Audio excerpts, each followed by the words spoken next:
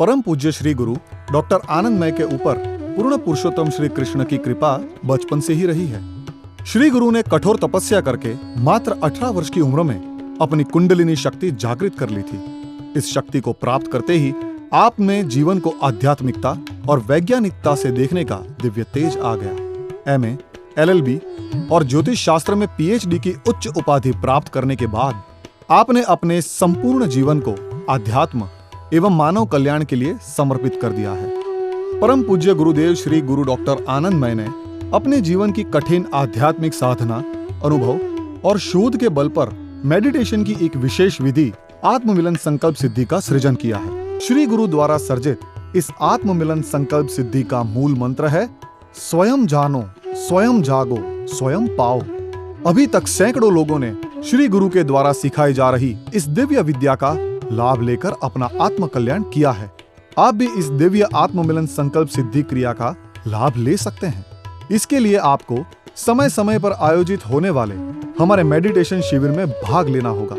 इसके लिए आप हमारे फोन नंबर 9714876566 एवं 9998539835 पर संपर्क कर सकते हैं। राधे कृष्ण।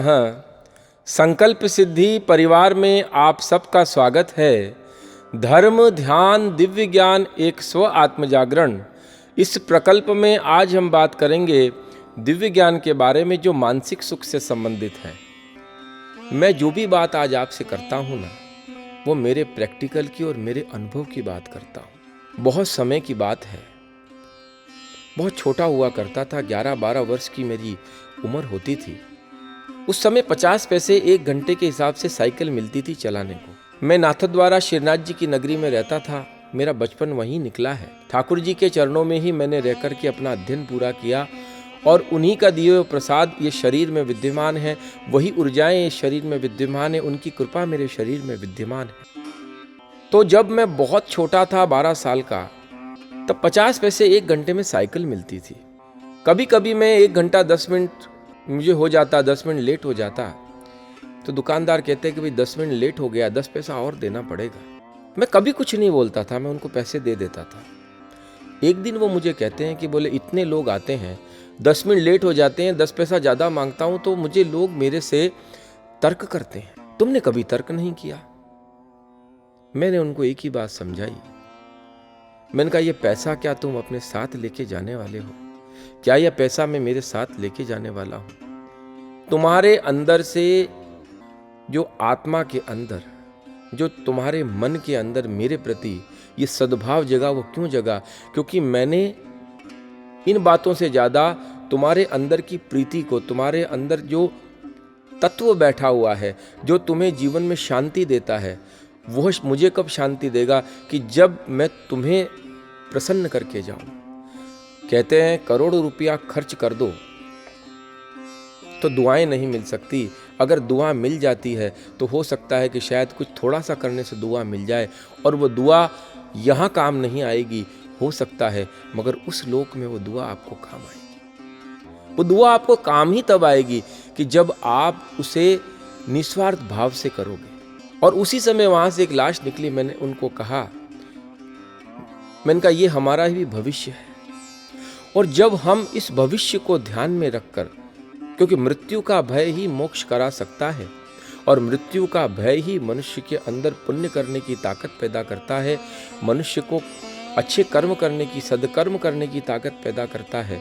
मृत्यु का भय ही उसे मंत्र साधना की ओर ले जाता है। मृत्यु का भय ही ईश्वर के अस्तित्व को स्वीकार करने के लिए मजबूर करता है।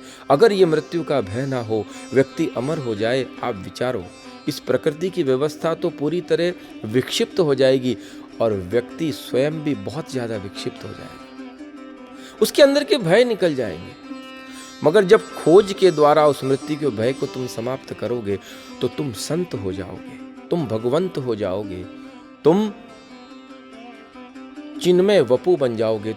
अलख तुम्हारे अंदर जग जाएगी, और जो अलख तुम्हारे अंदर जगेगी वो जीवन में तुम्हें उस परम तत्व की ओर ले जाएगी। और परम तत्व के साथ जुड़ने के बाद तुम स्वयं इस संसार के अंदर मान लेना कि तुम नहीं रहोगे, कुदरत की तुम शक्ति बन जाओगे। जो तुम्हारे विचार और आत्मबल आत्मसंकल्प में जो आएगा, जब तुम वो करोगे तो तुम्हारे अंदर कुदरत वही बातें देने लग जाएगी और वही चीज़ें जो तुम संकल्प करोगे वो दुनिया के संकल्पों को तुम्हारा संकल्प मान के वो पूरा करने लग जाएगी। इसीलिए कहते हैं ना कि संत का आशीर्वाद जब मिलता है तो हमारे जीवन के सारे पाप धुल जाते हैं। उसका अर्थ क्या हुआ? इसमें दो बातें समझने की होती है। एक हमारा होता है अवचेतन मन, जिसको हम सबकॉन्शियस माइंड कहते हैं, और दूसरा होता है ऊर्जा। क्योंकि चित्त के अंदर जो विकार बैठे हैं, चित्त के अंदर जो संस्कार बैठे हैं, जो पाप बैठे हैं, पुण्य बैठे हैं, संत जब अपनी कृपा की दृष्टि करते हैं, वो ऊर्जा जब उनके अंदर जाती है, किसी भी जातक के अंदर, तब एक बहुत बड़ा परिवर्तन जीवन में आता है। और वो परिवर्तन होता है कि वो ऊर्जा जब आपके अंदर गई तो सबसे पहले तो उसने आपके सारे विकारों को दूर किया, पापों को दूर किया। और जब आपके पापों को उसने दूर किया तो संत फिर आशीर्वाद देते हैं, जाओ तुम्हारा मंगल हो। और सबकॉन्शियस माइंड में जब आपके बात पड़ गई कि मेरे गुरु ने मुझे आशीर्वाद दिया है कि अब मेरे जीवन में कभी दुख नहीं आएगा और मैं निरंतर अपनी जो आकांक्षाएं हैं, अपेक्षाएं, उनको मैं पूरा करता जाऊंगा, और वही होगा। क्योंकि जब आपके अंदर उस शब्द के प्रति दृढ़ता आ जाती है, अनन्य आत्मबल आ जाता है, अनन्य आपके अंदर आत्मशक्ति जग जाती है, तब आपके जीवन में सब काम होने लग जाते हैं। तब आप पाते हो कि मैंने मेरे जीवन के अंदर सब कुछ प्राप्त कर लिया। और वही गुरु प्रसाद आपको इस जीवन में अच्छा कर्म करने के लिए प्रेरित करता है, लोगों के साथ पुण्य करने के लिए आपको प्रेक्षित करता है। तो हम बात कर रहे हैं 7 चक्रों के बारे में कि इन 7 चक्रों को समझने के लिए सबसे पहले हमें शरीर को समझना बहुत जरूरी है। अवचेतन मस्तिष्क जो हमारा होता है वह हमें यह बताता है कि हम किस कार्य के लिए इस संसार में आए हैं, हमें क्या करना है। या हम उसे ये भी कह सकते हैं कि जिसके अंदर जन्म जन्मांतर की मेमोरी पड़ी हुई है, मन, बुद्धि, चित्त और अहंकार। इसमें सबसे इंपॉर्टेंट चीज जो है वो आपकी है चित्त।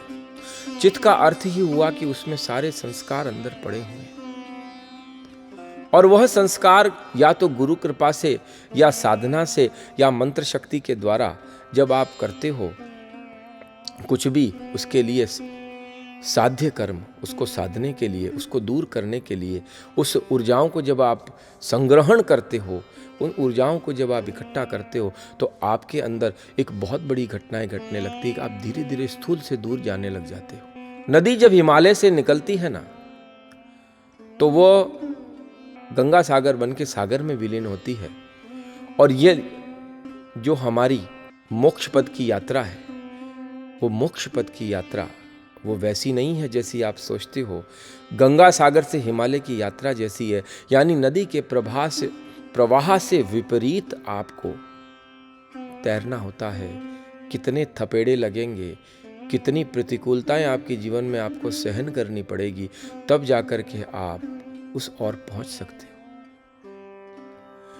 मीरा के जीवन को जब हम देखते हैं तो हम ये पाते हैं कि मीराबाई, जिन्होंने प्रभु को अपना सर्वेश्वर माना, इष्ट मान करके उन्होंने पति रूप से उनकी सेवा करी, आराधना करी, और मीराबाई के जीवन में उनको सांसारिक दुखों की तो कोई सीमाएं ही नहीं रही, इतने दुख उन्होंने देखे। मगर जो लौ उनके अंदर जग गई थी, जो अलख उनके अंदर जग गई थी, उस अलख ने मीरा को कुछ अलग ही बना दिया। और आज हम 1000 वर्ष पहले कोई अरबोपति खरबोपति रहा होगा, हम उसे याद नहीं करते, पर प्रभु के चरणों में जो समर्पित हो गया, जो भक्त बन गया, जिसने अपने जीवन को भक्तिमय बना लिया और जिसने उस अलख के अंदर अपनी लौ को जगा दिया, वही जीवन में पूजनीय हो जाता है और वो मेमोरेबल महापुरुष बन जाता है। पूजनीय कौन हुआ है? जिसने परमात्मा से प्रेम किया है। पूजनीय कौन हुआ है? जिसने अपने आप को जगाया है। दूसरा कोई आपको जगाने नहीं आएगा, आपके अंदर ही वो आत्मज्ञान आपको जगाएगा। कहते हैं ना कि कोई तन दुखी, कोई मन दुखी, कोई धन बिन रहत उदास, थोड़े थोड़े सब दुखी, सुखी राम को दास। राम का दास कौन? राम का मतलब हुआ कि आपके जीवन में विश्राम आ गया। जब आपके जीवन में विश्राम आएगा, विश्राम का अर्थ यह हुआ कि आपने अपने सारे जीवन के जितने कृत्य हैं उस प्रभु के चरणों में छोड़ दिए। और जब आपने आपके जितने कृत्य प्रभु के चरणों में छोड़ दिए, तब आपके जीवन में विश्राम आएगा। एक राजा थे, उनका एक मंत्री था। जब कभी भी जीवन में उसके साथ कुछ नेगेटिव हैपनिंग होती, पॉजिटिव हैपनिंग होती, वो एक ही बात कहते कि इसमें भी प्रभु की कोई इच्छा होगी। प्रभु जो करता है हमारे अच्छे के लिए करता है। प्रभु हमारे अच्छे के लिए ही करते हैं। ईश्वर हमारे भले के लिए करता है। एक समय की बात, मंत्री अपने कुर्सी पर बैठे हुए थे और राजा अपनी कुर्सी पे, अपने सिंहासन पे बैठे थे और राजा बैठ करके एप्पल खा रहे थे और आज वो स्वयं काट के एप्पल खा रहे थे। मंत्री और राजा बातें करते जा रहे थे। उसी समय कोई मक्खी आई, छुरी हाथ में थी राजा के और सेब दूसरे हाथ से पकड़ रखी थी, अंगूठा थोड़ा बाहर था। मक्खी को उड़ाने के लिए जोर से हाथ घुमाया, चाकू सीधा अंगूठे पे लगा, अंगूठा कट के नीचे गिर गया। सारे महल में हाहाकार मच गया और उसी समय मंत्री के मुंह से निकला कि महाराज, प्रभु जो करते हैं हमारे अच्छे के लिए करते हैं। और राजा क्योंकि वे उस दर्द की वेदना से कर्रा रहे थे और उन्होंने उस मंत्री के लिए आदेश दिया कि ये मेरे बहुत भले की बात करता है और मेरे अंगूठा कट गया, कि सबसे पहले इन मंत्री जी को उठा के जेल में डालो ताकि प्रभु इनका भला करना प्रारंभ करें। दुख हमारे जीवन में जब आता है, वो नाम सुमिरन हम भूल ही जाते हैं।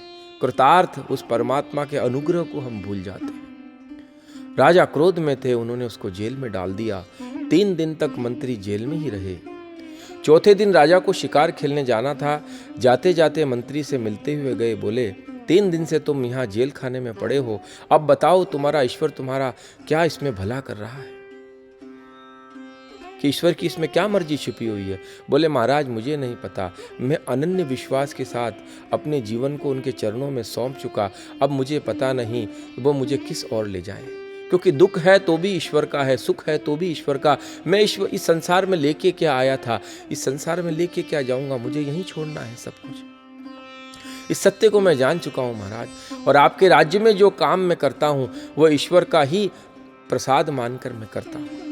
राजा क्रोध में आ गए, शिकार खेलने निकल गए।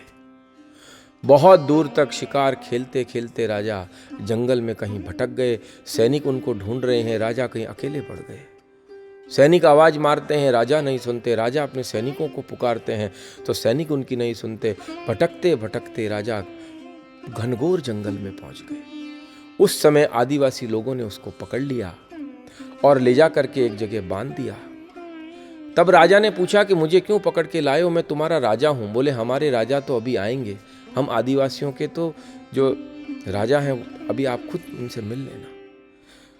आदिवासियों का जो प्रमुख थे वो वहां आए, उसने राजा को देखा। तब राजा ने पूछा कि ये मुझे नए कपड़े पहनाए हैं, मुझे नहलाया है, धुलाया है, आप क्या करना चाहते हो। सरदार वहां से चले गए। तब आदिवासी लोगों ने कहा आज हमारे सरदार के यहाँ पुत्र का जन्म हुआ है और उन्होंने यह संकल्प लिया था कि मेरे घर में अगर पुत्र का जन्म होगा तो भद्रकाली को नरबली मैं चढ़ाऊंगा। आज नरबली चढ़ाने का समय है, इसलिए आपको हम यहाँ लेकर के आए हैं पकड़कर। राजा के पूरे शरीर में पसीना छूटने लग गया। राजा घबरा गया। राजा विचार करने लग गया कि अब मैं क्या करूं, मेरे सैनिक भी मुझे बचाने नहीं आ सकते, अब मैं मेरा रक्षण कैसे हो। अब मैं सरवाइव कैसे करूँगा। उसको पकड़ के जब राजा को बलिवेदी के वहाँ ले जा कर के बांध दिया, आदिवासी का सरदार हाथ में तलवार लेकर के आया, भद्रकाली पीछे, उस भद्रकाली का स्वरूप था, और जैसे ही वह सरदार तलवार लेकर के गर्दन को काटने लगा, उसी समय उसने देखा कि राजा के हाथ पे तो पट्टी बंधी है।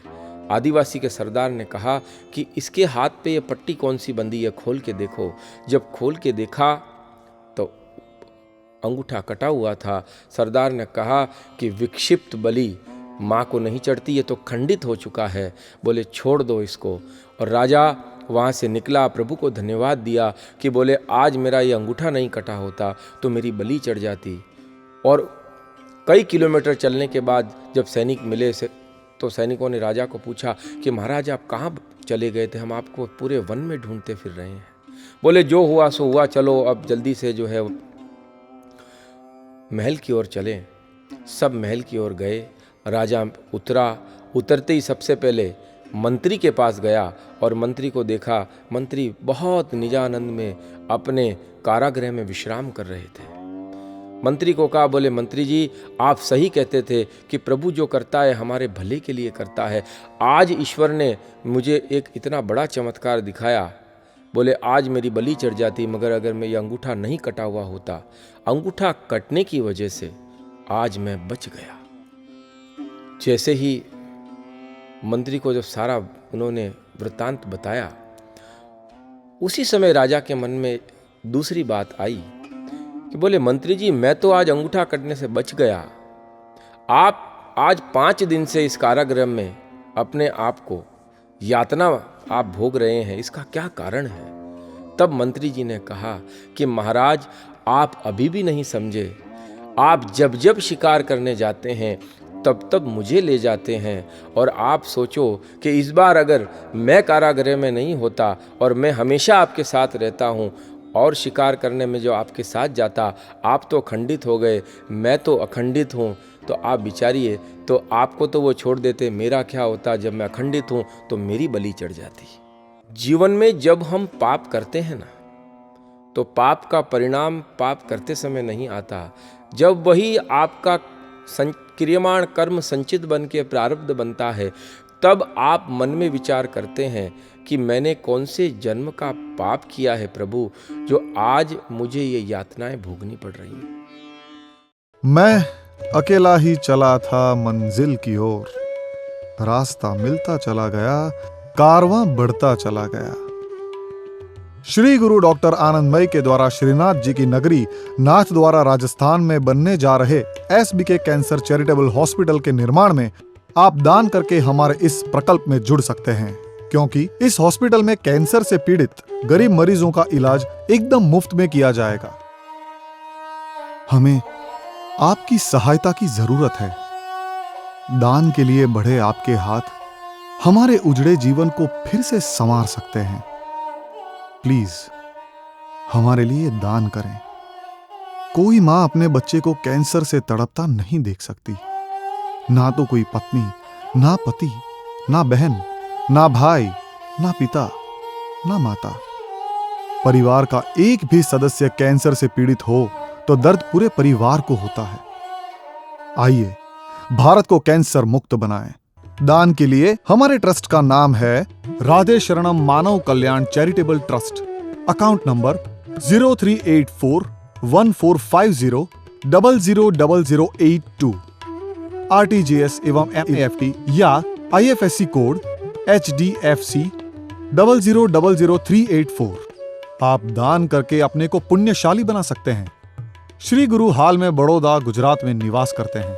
संकल्प सिद्धि परिवार के साथ जुड़कर धर्म, ध्यान और दिव्य ज्ञान एक स्व आत्म जागरण के द्वारा आप स्वयं अपना आत्म कल्याण करके सुखी हो सकते हैं।